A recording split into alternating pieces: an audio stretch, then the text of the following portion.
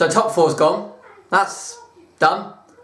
We're only going to get into the Champions League now one way. It is simply all down to our Europa League, and we need to win the Europa League. Not only do we need to get into the final, which is not a guarantee even though we've got a 2-goal advantage, but we've also got to win the Europa League, because in regards to our Premier League season, it's done. Season is now over. I mean, realistically and mathematically we're still in it, but we would need to beat Burnley on the final day of the season, and we'd need to beat them about, I think it's 8-0, 8 or 9-0, and also Spurs would have to lose to Everton, which, I mean, I can see Spurs not winning against Everton, but I can't see Arsenal scoring 9 goals away from them. We can't even, score from open play in 90 minutes at home against Brighton. I mean, it's one of two things. I've got two trains of thought right now, because where we are right now is probably where you would say at the start of the season Arsenal should be finishing. But we had such a golden opportunity 3 or 4 weeks ago to guarantee Champions League football for next season, and we've absolutely bottled it. Last 4, 5, 6 games of the season, we've bottled it. I mean, it's bordering on atrocious, really. And fair play to Brighton. The fact that they were safe, they had nothing to really play for. They got nothing to lose, and they weren't even at their best, but we weren't even at our best. I mean, it was a really flat game. It was a flat performance. It was a poor performance. And while you can look at both decisions and say that, Arsenal shouldn't have had a penalty, Brighton should have had the penalty, but you take those decisions out of it, it still would have been a point. So, probably a point on the face of it was a fair result in regards to both teams in the way that they performed. But it is atrocious the way that we've played in recent weeks, and when you know that you have to win to give yourself a chance of getting into the top 4, and yet you still can't do it.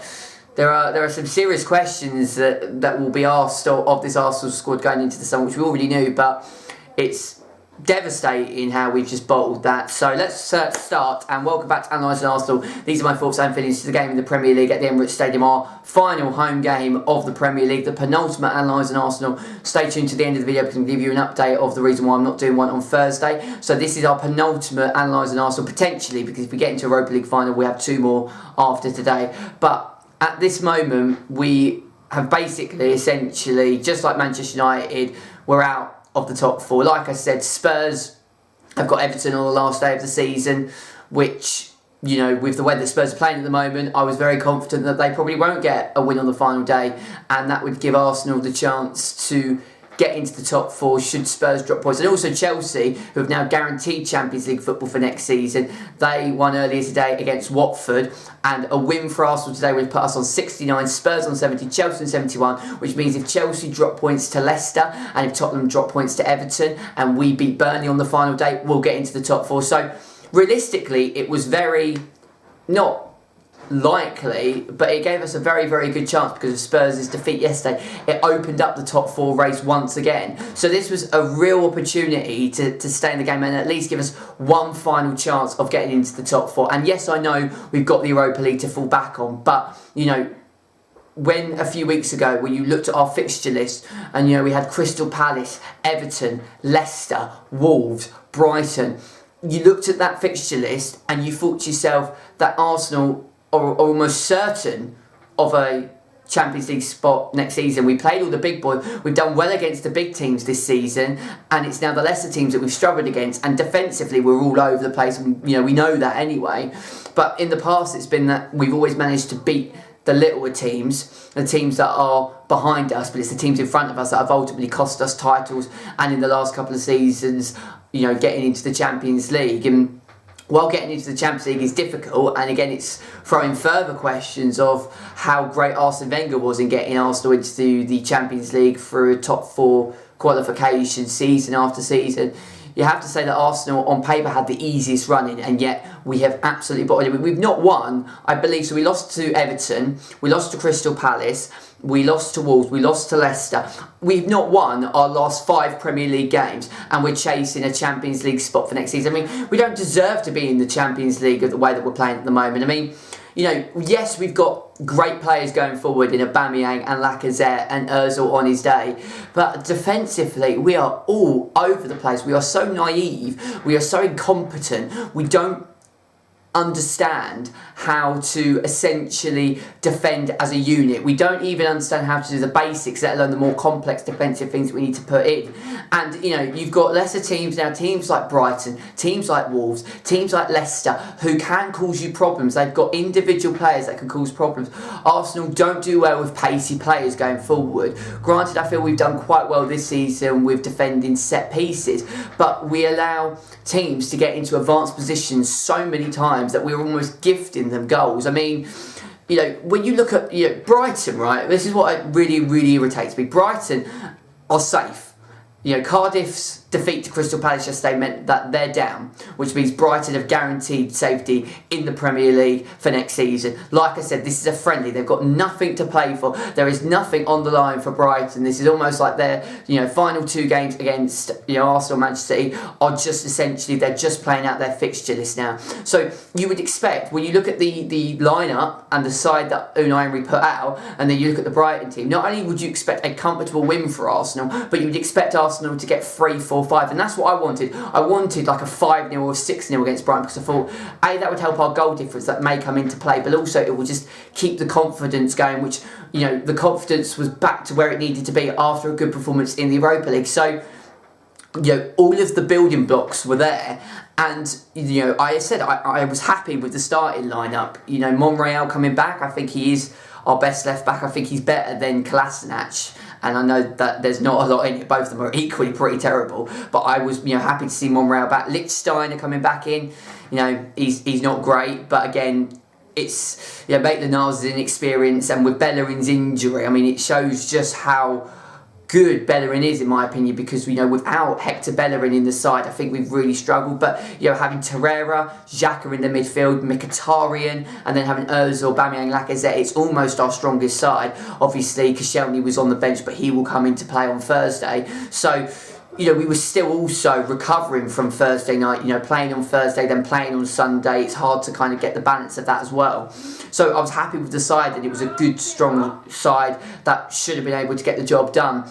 We got a soft penalty on 9 minutes. I mean, Monreal in the edge of the box, it was a penalty in my opinion, because there was contact. I mean, this is minimal contact, but the Brighton defender gets Monreal before he gets the ball slightly. I mean, the referee was right on the line. He was right in front of it. And, if you take out the man while you're attempting to try and get the ball, but if you get the man first, you take out the man, and you don't get the ball before you take out the man, it's a penalty. It is a simple penalty. Yes, it was soft, because it was a soft penalty, but it was a penalty nonetheless, in my opinion. And Aubameyang steps up and slots the ball into the back of the net on 9 minutes. And I was sitting there thinking, we've started brightly. I mean, we almost scored inside, 2 minutes through Mkhitaryan. And, I felt that as soon as we got that first goal, we were going to kick on, get the second, get the third, and it was going to be a comfortable and routine day for Arsenal. And then Brighton just kind of got into it. They sort of started to come into their own. They started to create chances. I mean, Leno's distribution today, he's passing out from the back. And, again, this is what annoys me, because in the dying seconds, when we're desperately chasing a goal, Leno is not kicking it up the field. He's passing it out from the back. And he kept passing it out from the back on several occasions this afternoon. And every time he did that, he was then giving it to Brighton and putting us under pressure, putting us on the back foot. Like, what are you doing? And then we didn't create enough. I mean, Aubameyang had a couple of really good opportunities. He missed a sitter from 8 yards as a ball came across. Aubameyang almost had an open goal, and then he just kind of skied it up and over. And we created chances. We had chances, but we just didn't take the chances. Weren't as clinical as what we normally are, especially at home, where we've been a force at home this season. The reason why we're in this position is because of how well we've performed at the Emirates. It's away from home that we just haven't really performed at all. But it seems like the confidence of how badly we've played in recent weeks, it's just we're not playing that same slick, quick and elegant football that we were playing at the start of the campaign, and even kind of in February, March time. As soon as we've hit April, we've just gone on a real terrible run of form. And like I said, we didn't score from open play. We had a couple of half chances, but it wasn't a great performance. And then, on the hour mark, I mean, Xhaka, again, I don't really think this was a penalty, but again, you could argue to say that it was soft from the penalty that Brighton conceded, but then the penalty that we've conceded is also, it was a very kind of, soft decision. But Xhaka he's just tugging at the feet of, I believe it's March. So March was down the left-hand side, Xhaka came in front of him, got a little bit of contact, but I think the referee, Anthony Taylor gave it more for the push. He put his arm out on March, and March fell to the floor. But when you look at it in slow motion, there's a little bit of contact from the footwork of Xhaka. Puts his foot in front of March, and because he puts his foot in front of March, then puts his hand out, then March goes down, then Anthony Taylor gives it as a penalty. I think it was soft. I don't necessarily believe it was a penalty, but like I said, on the face of it, we didn't deserve to win the game because we didn't create enough clinical chances. We weren't clinical enough, so we didn't deserve 3 points anyway. If we'd won this game 1-0, we would have been fortunate. And you could say that Brighton played well and deserved a goal, and they got that goal through the penalty that Murray put away on 61 minutes. And then, we throw everything at it. We throw everyone going forward, and Brighton also have a couple of chances to win the game themselves, which would have, mathematically ruled us out of a Champions League spot for next season.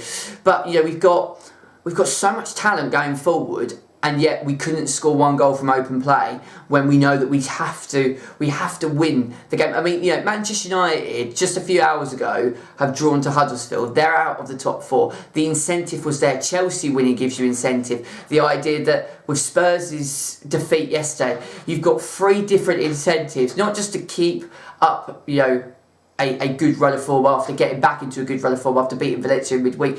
All the incentive is there, and ultimately we want to be back in the Champions League next season, and I just didn't see enough. I mean, defensively, that's where we need to strengthen in the summer, because we're all over the place defensively. You know that, I know that, and you could say that this Arsenal side, even though they've got good players going forward, and we've got Lacazette and Aubameyang who could, I think, get into any Premier League attack. Defensively, we're just not good enough, but we're naive. We're absolutely naive at the moment, and I just think it's, even though at the start of the season we didn't expect to get into the top 4, realistically, we had an outside chance of getting into the top 4, but we've had such a golden opportunity, and we've just thrown it away. We've absolutely thrown it away. So, our only avenue now is the Europa League, and that could be our only saving grace. But we've got to get past Valencia away from home. This result will bring Arsenal's confidence back down, and then we've got to play either Frankfurt or Chelsea. Now the only difference now is that Chelsea have secured Champions League football for next season, so if it is a Chelsea-Arsenal Europa League final, it will be basically a friendly for Chelsea, because if they lose the Europa League, it doesn't matter. And if they win the Europa League, they've got a trophy. For Arsenal, the Europa League now is all or nothing. Our season is going to be defined on Thursday and then in the Europa League final. So it doesn't matter what we do on the final day against Burnley. It really, really doesn't. And now that it's almost done, and it is done, we're probably going to win away from home against Burnley by 3 or 4 goals. But then away from home we've been so poor. I don't know. I really don't know. So I'm very, very frustrated and upset that we've still had a chance of getting into the top 4. We could have at least gone into that final day. You've seen in the past of the final day, anything can happen. Tottenham are in a dismal run of form at the moment. Chelsea away to Leicester. Leicester dismantled us by 3 goals. Still, they're a very, very good side, especially at the King Power. There was a good chance for Arsenal to potentially have results, go their way, and also get the job done and get into the top 4, which would relieve the pressure of that potential Europa League final should we get there by beating Valencia. But I'm confident we will get into the Europa League final. Obviously, there's a couple of farewells today as well. Petr Cech is now going to be leaving at the end of the season. This is his final game, and obviously, that's another area we need a backup goalkeeper. I think Petr Cech has been a good servant for Arsenal, but I certainly think that he's just declined as he's come to Arsenal. From the goalkeeper that he was at Chelsea to the goalkeeper he is now. I just think that he's just fallen away. He hasn't really won anything. Yes, he won an FA Cup, but he was an unused substitution in our FA Cup victory of 2017. And we brought Petr Cech as the solution to Arsenal finally winning the Premier League title. There was a talk in 2015 that he was going to give us 10 extra points, and that would have been enough to take us from where we were of just missing out of the title to taking us to a Premier League title, and then he just got worse and worse and worse and worse, really. But again, age doesn't help, really, and also I don't think he's been nurtured in the same way that he was nurtured at Chelsea to how he has been at Arsenal. And now Aaron Ramsey. I mean, we saw earlier in the week Aaron Ramsey is now out for the rest of the season. His Arsenal career is done, and while, I'm not actually, I don't really care about Ramsey, if I'm being perfectly honest. Like, while he is a great player, and while I wish that we had tied him down, because I think he suits the way that Unai Emery wants to play. I think he's a bit like Ozil, but he will track back more than Ozil. And while I'm seeing glimpses of Ozil doing that, I think Ramsey just has it naturally. But, people are saying that Ramsey's so good, why are we letting him go? Why are we allowing him to leave? But if you look at what he's done at Arsenal, he's won, 3 FA Cups? I mean, what he's done in the FA Cups is absolutely brilliant. But, he hasn't done anything to help Arsenal win a Premier League title. He picks and chooses when he wants to play. And because he's now leaving, that's why he's playing the best that he has played all season. So, we're only seeing this new Ramsey because he knows that he's leaving. I just don't think that he's as good of a player as what many people believe. On his day, he's world class, but he just doesn't do it enough. And that's the bare bolts of the problem at Arsenal. We are not consistent in any stretch of the imagination. We can blow Barcelona away one week and then lose to Sutton United the following week. And, that is our first problem. Consistency and our own mental, kind of capacity, which I've seen in parts that our mental edge has improved. But I've also seen on many occasions, particularly in the last month, that we've just been absolutely ripped apart. And our mental kind of edge going into a game, going into that Wolves game, we knew that a win would have put us in pole position for the top 4, and we lose 3-1. And, I know the counter argument to that is that you're playing against, teams, mid-table sides that are good teams that will cause you problems, and you can't predict. That's why we love the Premier League so much, because you can't predict on what is going to happen. You can't say, oh, this is 3 points, this is 3 points, this is 3 points. But if you look at Brighton's squad and then you look at Arsenal's squad, we should be, on paper, beating them easily and comfortably. We're at home. Like, it's not even that we're away, we're at home. We should be beating Brighton. So, yeah, we go into the final weekend of the Premier League, really with just a game and a fixture to finish with. I mean, like I said, we're not going to beat Burnley by 8 or 9 goals. That's not going to happen. And, I'm not even confident that we're going to get 3 points. But, so the Premier League is done. We will address that more on the final day of the season. We now need to turn our attention to the second leg against Valencia, where our season is defined with 2 wins. I mean, if we get into the Champions League, we will then... For me, firstly, that's an overachievement, and secondly, it will mean that Unai Emery can really get to grips with the squad. And I just don't want another season in the Europa League. And it's early days. I'm not going to put too much kind of critique on Unai Emery, because I think this is his first season. This is a 3-year project, and I will discuss that more. But there isn't going to be any analysing Arsenal on Thursday, so the next analysing Arsenal that I'm going to be doing will be next Sunday, because this room is being redecorated this week. So this room is going to be out of action all week as the new studio is assembled. So this is the last video that I'm going to be doing. I will rejoin you this time next Sunday for the final Premier League analysing Arsenal of the season. If we get into a Europa League final, that will be the final analysing Arsenal of the season. And I will also be doing an Arsenal season review along with a Premier League season review. So all of that is to come this month, okay? Let me know your thoughts and feelings down in the comment section below. Please make sure to leave a like on the video and subscribe to the channel if you're new around here. And until next time, this is Bagpuss signing out. Take care, and I shall see you all later. Take care, and I shall see you all soon. Bye-bye.